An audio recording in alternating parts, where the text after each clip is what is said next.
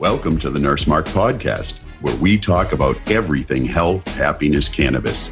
We'll delve into all aspects of what it means to live a powerful, healthy life. Everything from exercise to nutrition to mindfulness, and how to use cannabis as a means to alleviate some of the most common health issues we face. My motivation and passion come from the fact that I personally had to explore all these areas to deal with lifelong depression and mood disorder. For me, it's personal. So sit back, relax, and enjoy. Hey, folks, welcome to Health, Happiness, Cannabis with your host, Nurse Mark. My guest this week is Rick Martinez. Rick is a good friend of mine, an amazing entrepreneur out of San Antonio, Texas. He's also a registered nurse, and he's been in the cannabis space for a few years now in a lot of different capacities, running a CBD company, working on CBD branding, an advocate out in the space speaking. And this week we get to talk to Rick about what he's up to now, about his journey from being not anti-cannabis, well, almost not having any cannabis experience, to being an advocate of the health and wellness that this plant provides. Also, we talk a lot about business. We talk about entrepreneurship. We talk about the challenges of this particular industry. I think you're really going to like this episode. So sit back, relax, and enjoy. Okay, folks, welcome to the Nurse Mark Podcast. My guest this week is Rick Martinez. Rick, what's up, man? Hey, Mark. I love calling you Mac because you're from Boston, Mass. But hey, it's awesome to be on the show, coming at you from Texas. Yes, from San Antonio. So you are in the cannabis biz, just like me, but not in, I don't know, a direct way. You're not a grower. You don't have a storefront. You don't have an online product. You're in this like an ancillary area, which is really cool. And we'll talk about that. You know what? And so I want to step back. I want to find out, where did you come from? Well, what was your perspective on cannabis? I find this fascinating because there's so many different personalities in this industry. I like to figure out where people came from. You know, were they always pro-cannabis? Were they not into cannabis at all? Was marijuana a forbidden thing? So you know what? Let's talk about it. What's your history, man? Were you like a stoner when you were growing up? First off, where'd you grow up, dude? Yeah, no, those are great questions, and so I'm actually from LA, Southern California. So born and raised in Southern Cal, and then Northern California, kind of the Monterey Bay, and came to Texas in my teens. No, my family was not military, but I was raised very conservatively, Mark. You know, very conservative. Cannabis was something to stay away from. It was the devil's lettuce. And of course, CBD wasn't even a thing back then. That was in the 70s, 80s. But no, I never touched it. I never had any inclination. I never hung around people. I will say there was one time as a teenager, literally one time, that I was exposed to it, and I never had a desire, a drive, an inclination. My friends, it was never part of my life at all. But I mean, never part of my life at all, to the extent that I was told to avoid it because it was bad. Mm-hmm. And I'm generally one of those kids that followed the rules. If my parents said don't do that, I wasn't the one who went and did it to test it. I didn't do it. So, do you have any siblings who were on the other end of that spectrum? Oh yeah. Far end of the spectrum. Yeah. I would have been that sibling. Yeah. Yes, Mac. Mm-hmm. Mm-hmm. So you didn't have any cannabis in your life at all at that point, huh? No, none at all. No, I mean, of course, I think honestly, Mark, that my exposure was at concerts. Mm-hmm. Van Halen, Ozzy Osbourne, and I always remembered the scent of weed, of cannabis, but that was literally it. Never considered. Mm. And that continued on because you ended up in the military. I did. I actually enlisted in the late 80s, right after I flunked out of college. And then, of course, I mean, obviously, you don't smoke weed in the United States Army, but and after not in the Marine Corps either, pal. Yeah, no, I was in 79 to 85, and it was random drug testing. So you'd be standing in formation, and they would just pull you out and say, "You, and you. Here's the cup. Go ahead." Yeah. So yeah, never did it. You never did. You did, and you know that's probably a good thing in the military to not have people kind of. Yeah. Not that cannabis as a medicine can't be effective in that area, but yeah, you know what I mean. So no cannabis. That's really fascinating because you're big. You're an influencer in the marketplace now. And let's get to that point. When did you suddenly have this epiphany that cannabis or medical marijuana or whatever end of the whole thing, and we'll get into that whole area of the business? What happened? What was the change? Did you go home for Thanksgiving dinner and mom and pop just rolled out a couple of joints and said, "Hey, you know what? We've had a change of heart. Let's all just try it"? How funny. No, actually, so the literal truth is that after military, I'll give you kind of high level, like 30,000 foot view. Dude, so, 30,000, get right down on the boots on the ground. Let's do it. Yeah. No, and you tell me which valley you want to go in. But so enlisted in the 80s. I got out, went to nursing school, became a registered nurse in the 1995, and then started. Rich, hold on here. Yeah. That's a groundbreaking thing. Let me tell you right now, because in 95, the percentage of male nurses was even lower than it is today. I'm a registered nurse as well, as folks know. And, it's like 7% of the nursing population now are male nurses, right? So you're a trendsetter, dude. You're like on the forefront of everything. There was, I think, in my university class, I went to a 4-year program, 3 males in the whole class. And yeah. Yes, you're right. We're a minority in a field, and it was cool. I mean, I went to nursing school, graduated, started a company in 2000, and actually in early 2001. And that company happened to be a Department of Defense contracting firm.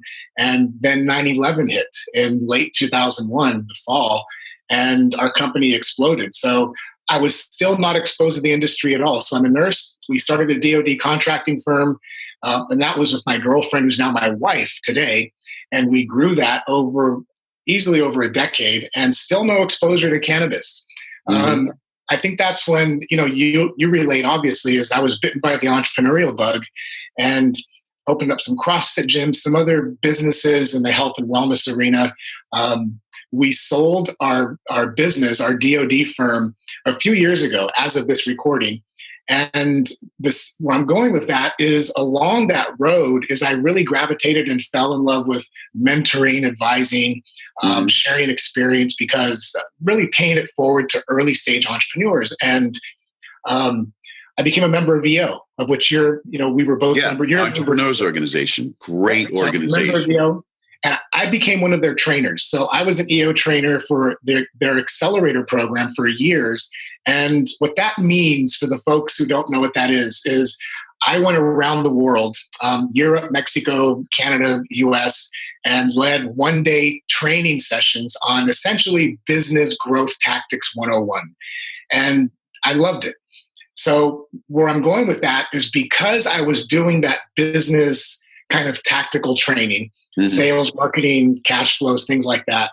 A friend of mine years ago asked me for help with his startup. And I said, sure.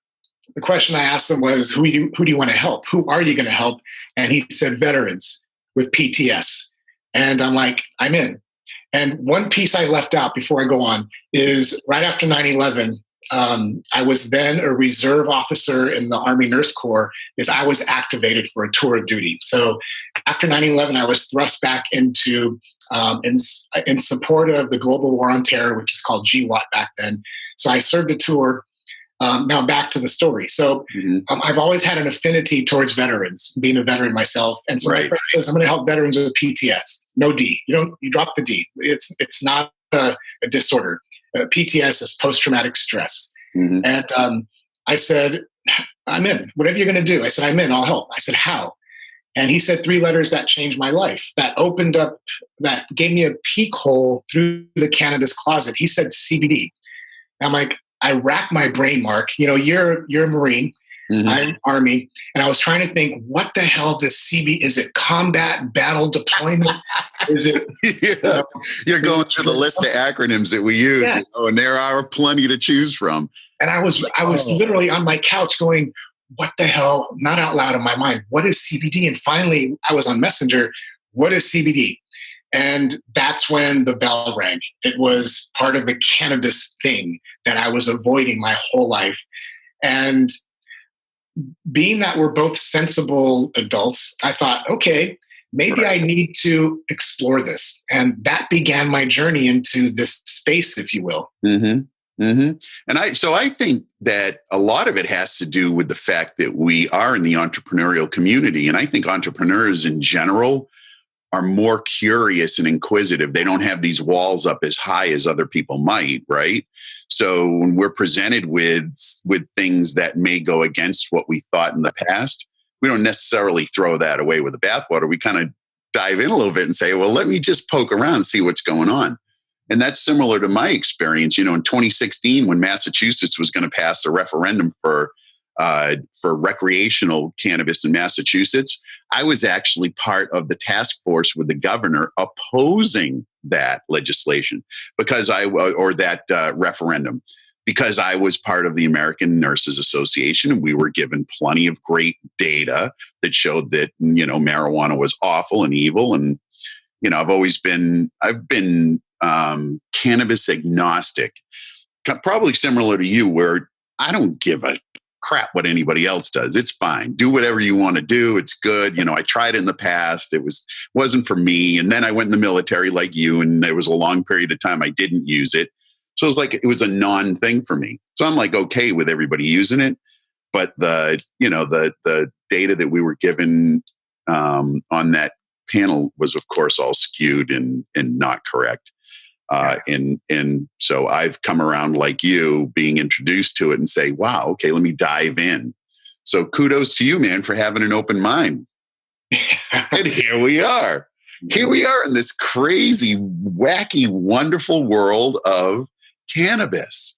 Yeah. And so you have this background, this entrepreneurial background, you have this nursing background, and then you get introduced through a buddy of yours to CBD. So what happened? Where'd you guys take that? Yeah, so I think as entrepreneurs, we're unemployed and unemployable, and what that means is it's hard for folks like us to work for somebody, and nothing wrong with that. It's just maybe wired a little differently. And I realized so first of all, I had to do a lot of learning. This was a totally foreign everything for me, concept, plant, everything. Mm-hmm. So I had to do a lot of learning, researching. And several years ago, there wasn't a lot out there. We've come leaps and bounds, even like the podcasts like this. There's now several. Mm-hmm. But a lot of learning, and helped them with the startup, and realized that to my point of unemployed and employable is I'm not good in a company. But I learned a lot. I learned a lot about CBD, the words, isolate, full spectrum, whole plant, all those things, European hemp and all, whatever it was, and took the next step. The next step was, well, let me launch this. By this time, Lisa, my wife, was involved. She was intrigued. It's like, okay, so let's peek at this. And she's a nurse too. Yes, she is. Yeah. Yep. We're both nurses. Yeah. Combined, probably over 50 years of clinical and administrative healthcare experience. Hard to believe with you guys being so young. I know the math sometimes doesn't work. Yeah. I know. I'm sitting here going, wow. It's a lot of experience, man. It is a lot of experience. But you don't come into it lightly, like you're talking about right now. You dug in and you immersed yourself in research, which is exactly what I did as well. Yeah, research, and not necessarily the plant, but really about the business, the opportunity, what this is about, where is it going? Mm-hmm. The historical aspects of cannabis, and what are people writing about of where it could be going, and then of course, obviously, the entrepreneurial side. Who's in it? Who's playing in the space? What companies? What individuals? I learned. I became a sponge. I became a cannabis sponge, and We launched an e-commerce site, and that was my exposure to a few things. One is the difficulties, meaning in transactions, e-commerce, swiping credit cards, advertising. And I was like, wow, there's a lot of hurdles that exist in this industry that don't exist in others. And I know it's beating a dead horse. A lot of folks have already talked about it, but our experience with DoD, with government contracting, and with cannabis now, where I want to point at is we developed and amassed a lot of experience in very non-traditional businesses. We learned how to navigate business landscapes that aren't normal, like dealing with the federal government, the Department of Defense. It's not a lot of people do that, and and for good reason, because it's not an easy endeavor to get to the point to where you can do business with them. Yeah, and a lot of hoops to jump through. A lot. Yeah. But we learned about the hoops, and I realized that success leaves clues. And if there's hoops in one business, there's likely hoops in another. Even though the hoops in DoD and in cannabis are much different, I realized that once we find the hoops, let's jump through them. And the hoops, as we know, are finance, banking, money, advertising, media production, promotion, and credit card swipes. The whole e-commerce thing.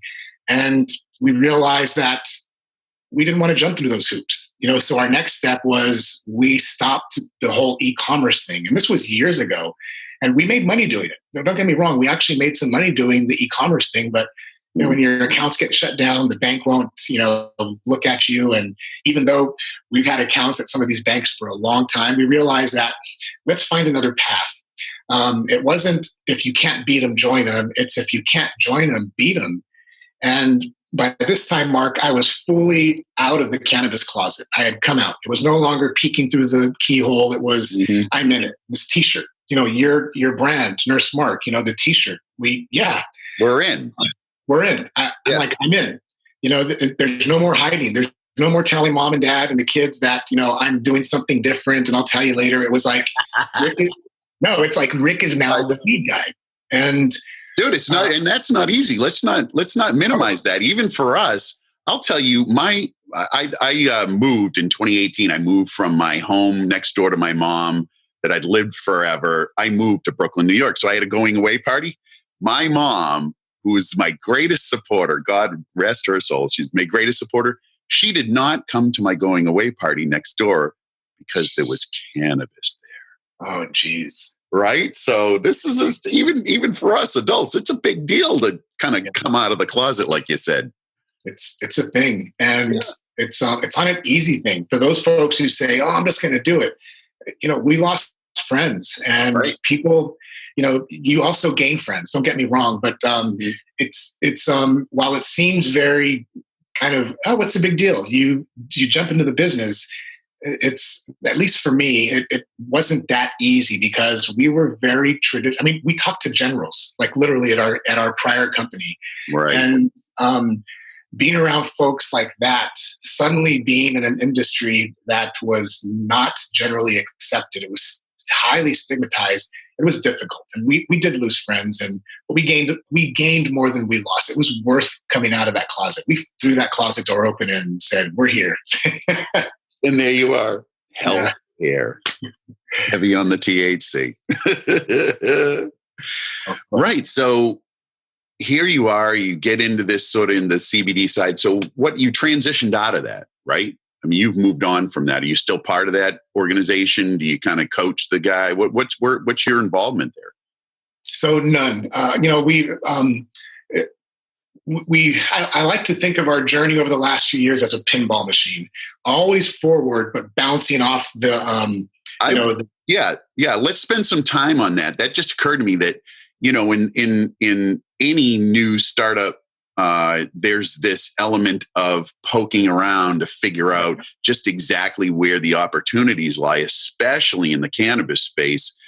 A lot of people have just wed themselves to one thing and really thrown a lot of money at it, only to find out that in a matter of months, something's changed and and it didn't work out. So talk to me about that, because I've been in the same sort of area where, I've had to morph and move in the last 2 years four or five times to figure out sort of what path to go down. Talk to me about this. Yeah, it's, we can say it's called pivoting, and if one puts their blinders on, we often miss the other bumpers, to use the pinball analogy. And so we kind of bounced around, always forward, and did some mentoring, started a mastermind group for early stage cannabis entrepreneurs. But where I really started gravitating towards, and this is something that anybody, whether you're in the cannabis, CBD, whatever it is or not, an entrepreneur should pay attention to, is always think about the things that you're best at, the things that you're really, really good at, you can monetize, and that fire you up. And so I realized that being a part of a company wasn't the thing that did it for me. Mm-hmm. What really has always fired me up is kind of the teaching aspect, the teaching, the mentoring, the advising, and really underneath that is the speaking. So I was asked to speak at a cannabis convention in Nevada years ago, and the topic was, CBD startups, how to start an ethical and responsible CBD company. And I was there, and in the audience became somebody who became my first client. And what that means is they hired me as a consultant in their startup in California. And that was unexpected. I didn't go there with an intent of, I'm going to go give a speech and see who bites, and then I will get hired as a consultant. I went to talk about something I'm passionate about. And there's a strong point there, is we never know where the opportunity is going to come from. So never know.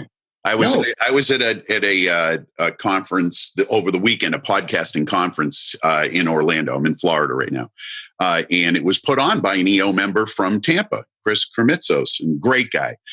But one of the points that came across during that conference was that you never know. The key point that this guy who was putting on this particular breakout session was, you got to show up. Just show up. And that's more than half the battle.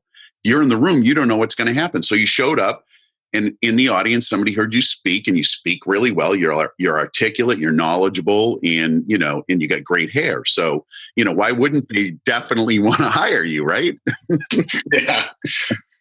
No, but yes. So you showed up. You're in the room. So to your point, you just went with this intention of just being in the room and sharing your passion about this new area of business and entrepreneurship, and then you get hired.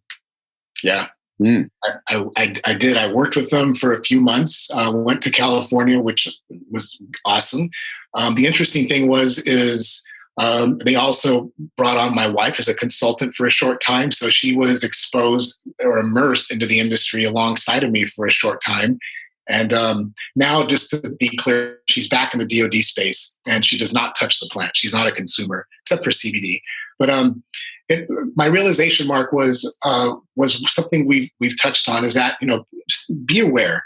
Don't close any doors. Just be aware of what could happen, and be open to whatever might come your way, opportunities or otherwise, friendships. Like us, we became friends through this industry. Totally, we did, because you had a speaking gig at the EO chapter in Brooklyn, and I wasn't able to go to that, but we had talked because I was in that chapter for a little bit, and we talked, and I said, you know what, I got to get to know this dude, because in our little interaction, I immediately knew that we would be great friends, and we've spent some time together, and we've done conferences together, and you did a great event a while ago that I was at and spoke at. So, there's this lifelong friendship.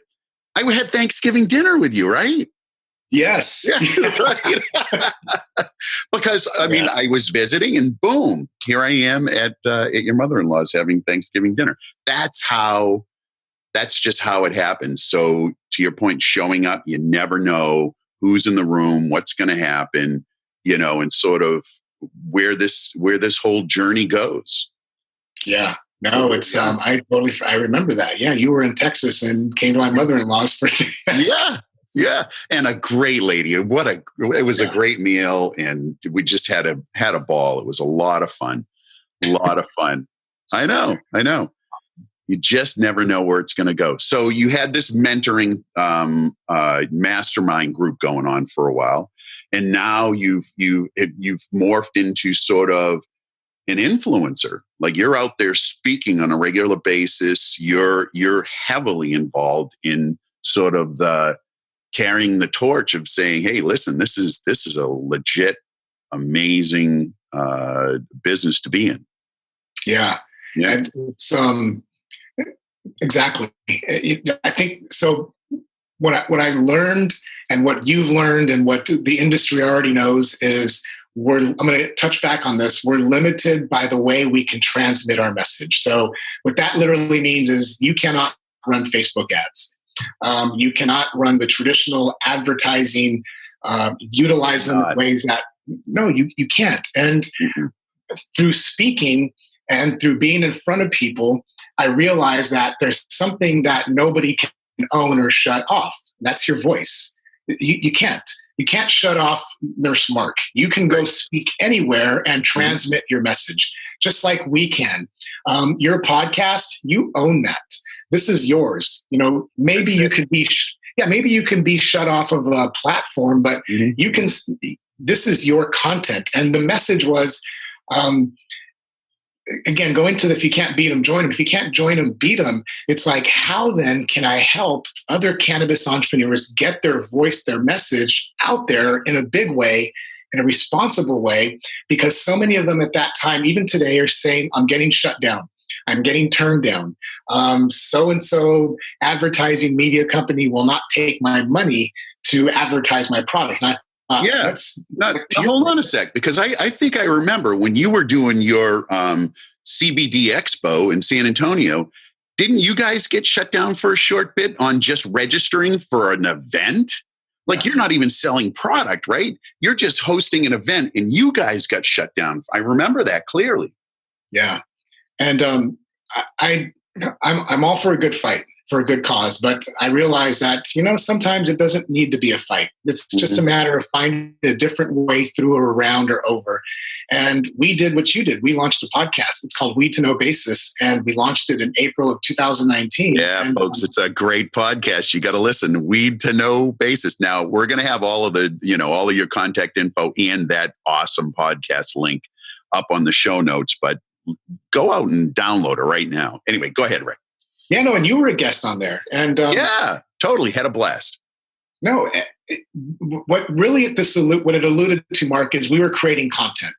And I'm going to use an analogy of Ruth's Chris, the steakhouse. So if you don't know what a steakhouse is, or folks out there, Ruth's Chris, it's essentially a very nice steakhouse. It's a chain across the country, Ruth's Chris Steakhouse. Ruth's Chris, I met the founder, Lana, years and years ago through EO, and she gave us Lana's 10 tips for marketing tips. And some of them were very unique. But one of the things she said, I'll never forget, she says, we don't sell steak, we sell the sizzle.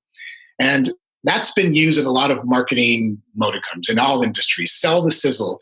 But literally at Ruth's Chris, if you go eat there, one of their shticks, if you will, is they bring the steak to your plate on a metal plate right out of the broiler. And it's sizzling.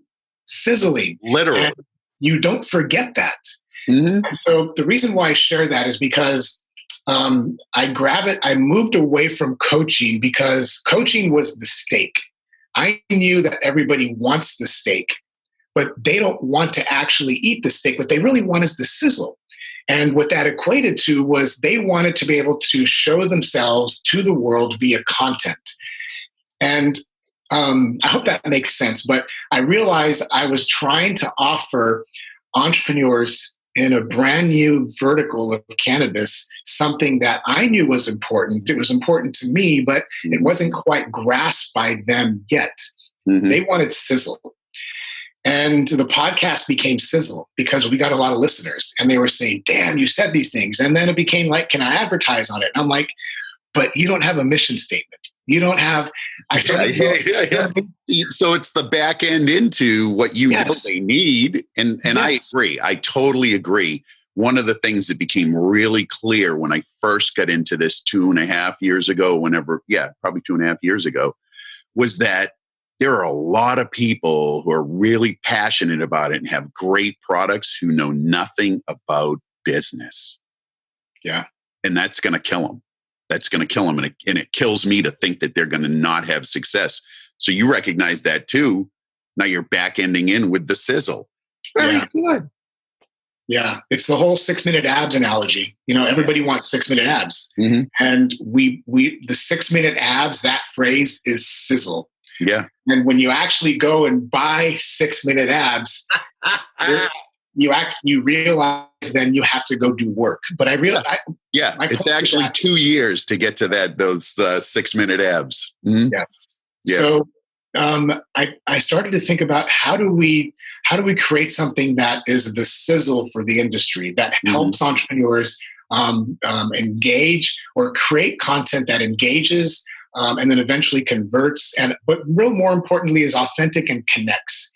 And I literally just finished a podcast interview right before yours, Mark, and this point came up, and I'm going to share it here, was, and I said this, is we as an industry are focused too much on brand awareness. And I'm using the rabbit ears. Mm-hmm. Everybody wants brand awareness, and I get it. Everybody wants eyeballs. And I'll put it this way. If CBD company owned by Joe Blow or mom and pop in Uvalde, Texas, was offered the opportunity for the ultimate brand awareness, we're going to put you on a Super Bowl commercial, anybody would say yes, right? Right. Because you would get, and I don't mean because of the expense, I mean because you'll get millions of eyeballs. You'll get millions of people making you brand aware. Mm-hmm. But here's what's happened. Here's what people are missing. Now imagine 1 million people or even 10 or 100 new people go to your website and it looks like shit. It smells like shit. There's no content on there. There's nothing that connects. And that was... You've been to my website. Yeah, no. That's nursemark.co, folks. Nursemark.co. Oh, funny. No, seriously, dude, to your point, my recent experience, I spent some money on SEO because I have a CBD product line that I curated with a pharmacist, and it's legit. It's good. I think it's the best out there, obviously, because I curated it. I made it. But my experience was I threw a ton at Google AdWords because I figured out a way to do it, right? Which, by the way, there are limitations on what you can do with Google AdWords being in this. But I figured out a little strategy to do it, and I drove great traffic to the website. Guess what happened? What? Guess how many sales I got out of all that traffic? 0, because my website was not optimized for a call to action for that person. Yeah. So my website's being edited right now. But see, this is part of the learning process, right? It is. Now I know I can drive traffic. Now I just need to have the website with the right call to action to have people engage with it. To your point, you're right. Super Bowl ad, if you don't have everything, all your ducks in a row to convert that effort, might as well not even do it. Yeah. Or even on a simpler way, Mac, is just connect. It's just, I think people, and now I'm going to point to something very, very specific, and that's Instagram. So what we've done is, besides Weed to No Basis and that media part of our business, is we're about to launch Green Seed Media. It's the website's being built, and all we're going to do is one thing. It's help brands in counterculture industries create content that connects. And we're going to use Instagram and newsletter marketing as our 2 key pillars, and that's it. It's going to be based around creating content that is authentic, that is in your voice, that connects with your ideal audience, and that is engaging and entertaining. And that's it. It's not, social media is not designed to sell. It's designed to connect. And, folks... That's the mistake people make. Yes, to connect. It's the missing piece. And the connection is the true sizzle behind a brand. And it's a sizzle an individual can control and can manipulate in an authentic way. And, I like your brand. I love the cross, the heart, and the leaf. There's something... Health, happiness, cannabis, baby. Yes. And beyond the brand and the logos is we're missing the individual's voice. And with this sudden flood of CBD companies out there, it's no longer going to be viable to compete just on we have the best CBD thing. It's got to be, tell me about you. Tell me why you're distinct. And here's another example. I'm a nurse. I'm a former military officer, and sold a business. Those are uniquely mine. Those are things that I can say make us distinctly different. Not we're organic, we're non-GMO. Everybody says organic, non-GMO, the greatest hemp ever. I just did a TED Talk last Wednesday, and one of the other TED speakers quoted a Zig Ziglar quote that I really think is appropriate right now. And, Zig Ziglar was a great sales trainer and inspirational speaker. And I had the opportunity to see him when he was here. And it was great. But his quote was, people will listen to you if they like you. People will buy from you if they trust you.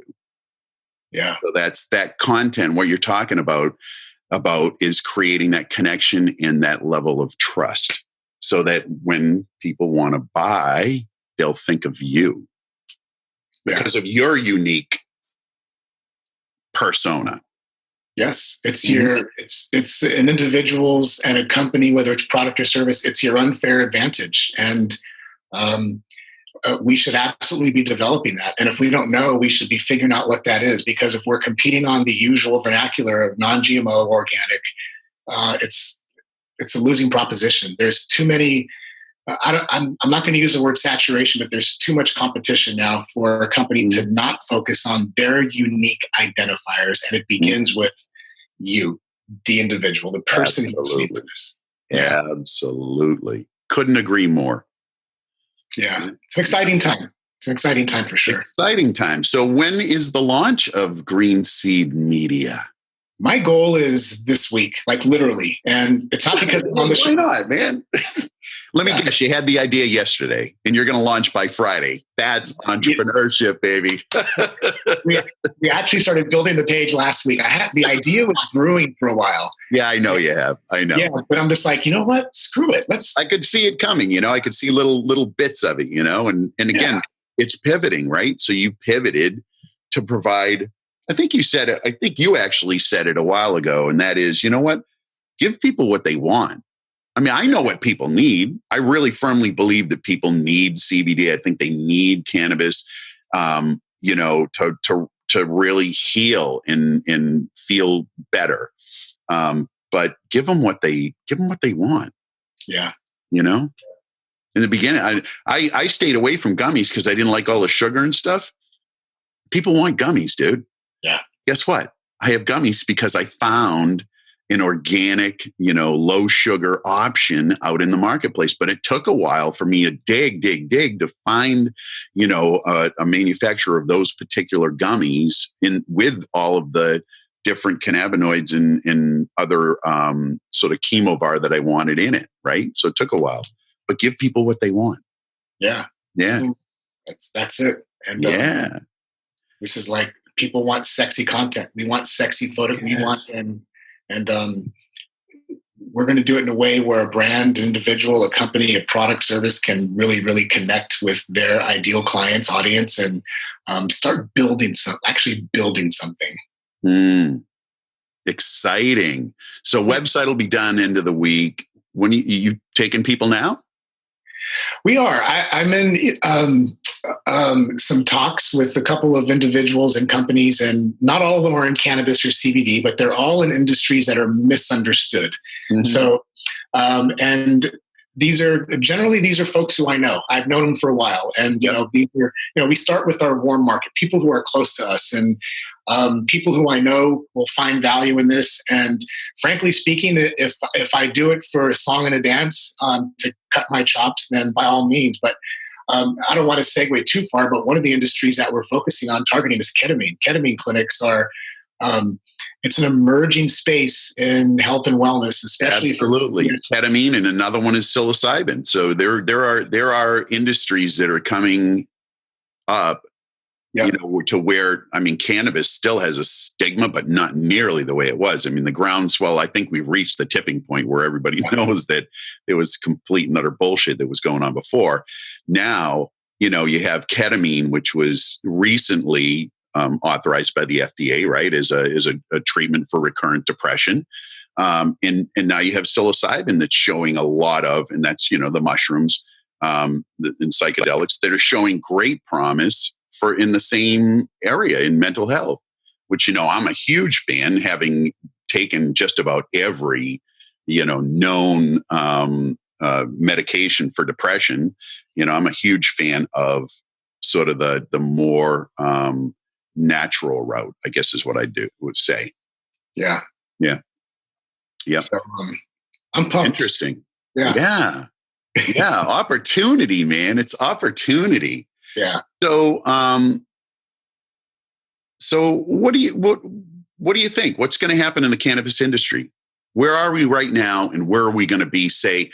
Okay, Rick, put on the turban. I want you to look into the future, look into the crystal ball, and give me Rick Martinez's opinion on where this industry is going to be a year from now. Let's just go out a year. In a year, interesting. So I'm gonna stick with CBD, the CBD side. So I know cannabis is all encompassing, and there's marijuana and all, but I believe that the companies who understand that CBD is the ingredient and use that ingredient to create something they can patent or control is where the winners will emerge, and it's already happening. And an example I used was twofold. One is that CBD really hit the consciousness in the last few years. Suddenly, CBD was the buzzword. CBD equals salt. And here's what I mean. Everybody is trying to own CBD like salt. You can't own salt. Salt is simply a naturally occurring ingredient. It's the ones who use the salt and they create something out of the salt that they can own, that is distinctly theirs, and then take that to a bigger market. And I think that's where we're headed, is the ones who grasp that concept is CBD is a naturally occurring ingredient. You can't own CBD. You can't have the number one CBD thing because somebody with more money, bigger budget will misplace you. An example I used was there's a company based in Texas that just launched a new tincture. Big wow. A new tincture, right?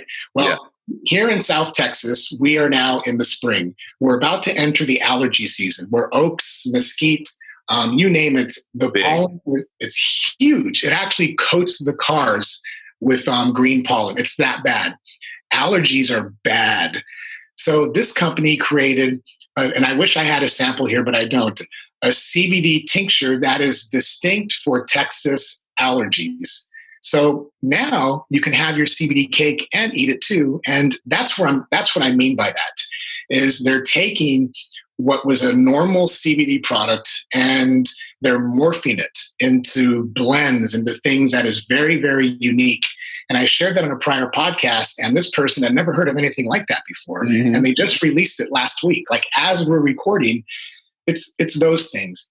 And I think that's where we're headed. It's the ones that, and you don't have to have a huge budget. You don't have to be, part of a big scientific outfit or part of the, whatever.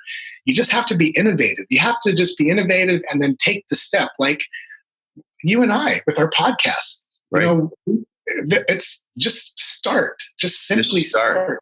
That was one of the messages in another one of the breakout sessions over the weekend, and I've heard it a million times, and that is, don't wait for it to be perfect. It's never going to be perfect. Just start. The key is getting started, and then everything else falls into place. As you said it earlier with this, with Green Seed Media. Hey, you know what? If you go in a little low and, cut your chops and you kind of get your feet wet and figure it out and do, over time, you're going to turn it into this awesome, amazing business, right? Yeah. But don't wait for it to be perfect. And I know I did that. I have a book coming out in 60 days. Dude, I started writing it literally in the room I'm sitting in now in Tampa, Florida. I started a year ago. And then I didn't, I wanted it to be perfect. And it took all that time. Guess what? The book isn't perfect, but it's a book. Like it's the first one, right? I'm going to write many books. This is just the first one. Okay. This is just me riding the bicycle with training wheels and they're just coming off. So the point is get started. Yeah. That's the thing. Get started. So to that end, what do you have for advice for folks who want to get into because we've been talking about the CBD side, but in sort of the non-intoxicating cannabinoid business, what do you have for advice? What's the takeaway for people who are just thinking about it or want to get started? What do you think? I like to tell people, besides the usual, find a mentor, find somebody. That's everybody knows that, but kind of like the commercial, everybody knows that. Yeah, commercial, Geico or something. But is to not deviate too far from the thing you already know, like, and do best. The thing that people come and ask you about. Like, everybody has a gift, a skill, something, a light that people say, I'm going to go talk to Mark because he's the guy to talk to if I want to know about this. I'm going to go talk to, Shannon because she's the one to talk to if you want to know about this. Let that, whatever that thing is, glow for you, because that will likely have some resonance and parlay into the industry. It could be coaching. It could be brand development. It could be artistic development, the web, logo development like you have behind you. It could be, who knows, maybe you have a green thumb. My point is that don't go to the sexy. Go to what you already know and see if there's something there for you already. And that was a lesson I learned big time. That's why I do what we do. I want to help people find their voice in the industry. Awesome. Awesome advice. All right. So here's a part of the show that I have really come to love, and that is where I ask you a deep question, Mr. Martinez. A deep question. So I've had a few. And you know what? The one I like the most right now is, what is your most treasured moment? Over the span of Rick Martinez's life, what's your most, I know that you are madly in love with your wife and you guys, and I understand why, because I know your wife and she's an amazing person and you are too. So you're a great couple together, but what's your greatest treasured moment? Interesting. That's so as you were asking that, a few things, popped into my mind. One of them is around my wife and family and childbirth, and but two really kind of float even higher. And they're actually both tied together. So I would have to say, and we caught a photograph was taken of this moment, and not by me, because I was actually in the moment. And this was in February. And by the way, for those of you listening or watching, this was not scripted. I had no idea you were going to ask this. This is that's why I don't tell you up front. I like the immediacy of you having to think through it, because that's when the real shit comes out, baby. Yeah. This was on February 2nd of 2012, maybe, because there was two. Two was the number. It was 2-2 here in South Texas, so it was cold. And I had a big party at our house in the backyard. And it was a cold day cold, sunny but cold, and cold for us. This is like in the 30s. And we had a big swimming pool. And the reason why I share that is because my pastor baptized me in front of about 50 of my friends in our swimming pool on an ice cold day in February. And somebody, I forget who, took photos of the whole event, and especially of him dunking me into the water and then pulling me out. And you can see the water, because there was like a bunch of photos, but it wasn't about the photos or all that. It was what it did for me and to me. That moment, of course, some things led up to why I did that, and things have transformed as a result of that. But I would have to say that was, as you're asking me on the spot, that's a moment. And I'm going to share that on our Instagram. I believe in authentically connecting, and people may not like that I'm born again Christian. That's okay. I don't wear the T-shirt. I don't have a cross. Yeah. It's you. Remember, we go back to, who are you? Right. And that's what people connect with. Absolutely. Yeah. That's what I connect with, is you. Yeah. the unique Rick Martinez. That is an amazing, treasured moment, man. Thank you so much for that.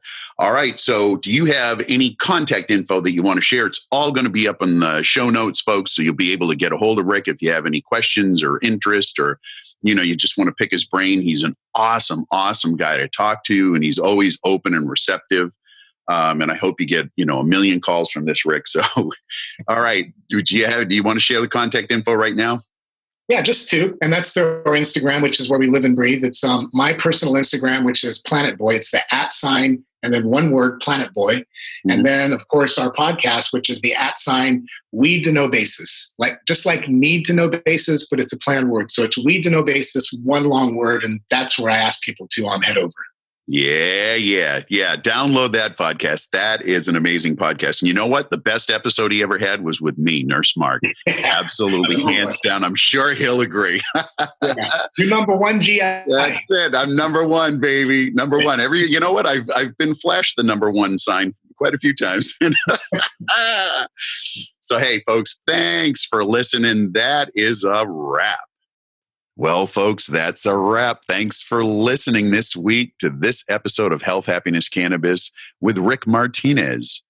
And we talked about a lot of different things. Some of the stuff that I really loved was the sizzle, his talk about Ruth Chris Steakhouse and how they serve sizzle, not steaks, about entrepreneurship in the CBD and cannabis community at large, about the difference between brand awareness and real connection with your tribe, and how he's using Instagram and newsletter and content creation to really push his company forward.